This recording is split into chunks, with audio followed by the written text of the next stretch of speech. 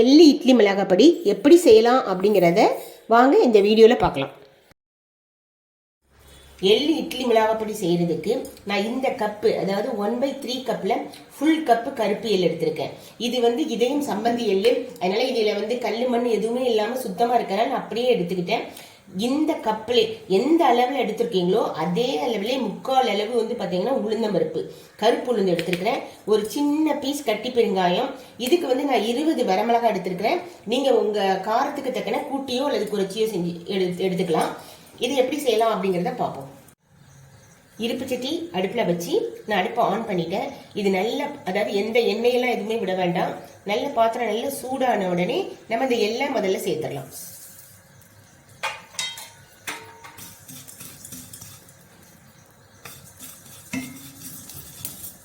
எள்ளு நல்லா பொரியுது. நல்லா பொரிஞ்ச உடனே நம்ம இதை வேற ஒரு பாத்திரத்தை எடுத்துடலாம். எள்ளு கொஞ்சம் பொரியணும். பொரியாம நம்ம செய்யும் போது அது ஒரு கசப்பு தன்மை கொடுத்துரும். அதே மாதிரி ரொம்ப கரியவும் கூடாது. பருத்த எள்ளை வேற ஒரு பாத்திரத்துல நம்ம எடுத்துட்டோம். இப்போ கொஞ்சமா நல்லெண்ணெய் சேர்த்துருக்கிறேன். ஃபர்ஸ்ட் இந்த கட்டி பெருங்காயத்தை இதுல போட்டுடலாம். கட்டி பெருங்காயம் இல்லைன்னா நம்ம தூள் பெருங்காயமும் சேர்த்துக்கலாம்.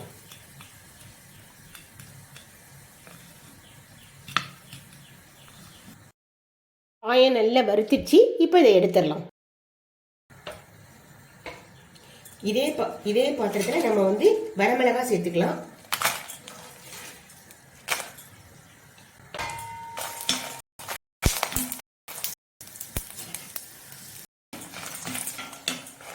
வரமிளகாய் வறுபட்டுட்டு இதே நம்ம வேற ஒரு பாத்திரத்தில் எடுத்துடலாம்.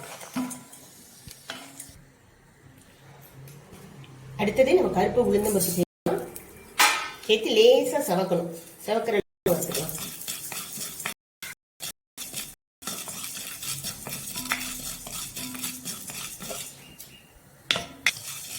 இது நம்ம கொஞ்சமா தான் செஞ்சு வச்சுக்கணும். ஒரு 15 நாள் வர மாதிரி தான் செஞ்சுக்கணும். அப்பதான் அதனுடைய ஃப்ளேவர் ரொம்ப நல்லா இருக்கும்.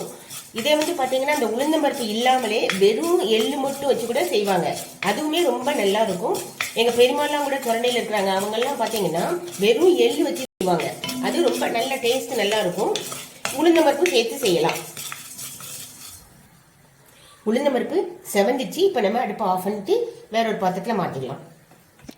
இது நல்லா ஆறின பின்னாடி மிக்சியில எப்படி பொடிக்கலாம் அப்படிங்கறத பார்ப்போம். எள்ளு மிளகாய் பொடி செய்யறதுக்கு முதல்ல நம்ம இந்த வறுத்து வச்சிருக்க வரமிளகாய மிக்சி ஜார்ல சேர்த்து பொடிச்சுக்கணும்.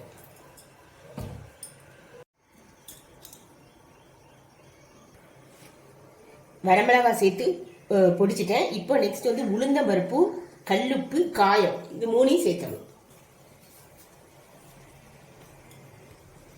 உளுந்தம் பருப்பு சேர்த்துட்டேன். இந்த கட்டி பெருங்காயத்தை நான் 1-2 தட்டி வச்சிருக்கேன். அதையும் இதுல சேர்த்துடலாம். 1/2 டேபிள் ஸ்பூன் கல்லுப்பு சேர்த்திருக்கேன். நீங்க உங்களுக்கு தேவையான அளவு உப்பு சேர்த்துக்கோங்க. இதை பொடிச்சிட்டு வந்துடலாம். உளுந்து பருப்பு சேர்த்து பொடிச்சாச்சு. ரொம்ப மசியெல்லாம் பொடிக்க வேண்டாம். ஓரளவு குறகுறப்பா பொடிச்சா போதும். இப்போ நம்ம வறுத்து வச்சிருக்க எள்ளை சேர்த்துடலாம். எள்ளை நம்ம கடைசியில தான் சேர்க்கணும். முதல்ல சேர்த்து அது ரொம்ப பொடியவே கூடாது. அது 1-2 தான் அதுவும் பொடியணும். இல்லைன்னா அதுல ஒரு கசப்பு டேஸ்ட் வரும். இப்போ நம்ம இந்த ஸ்டேஜ்ல நம்ம இப்போ எள்ளு சேர்த்துடலாம்.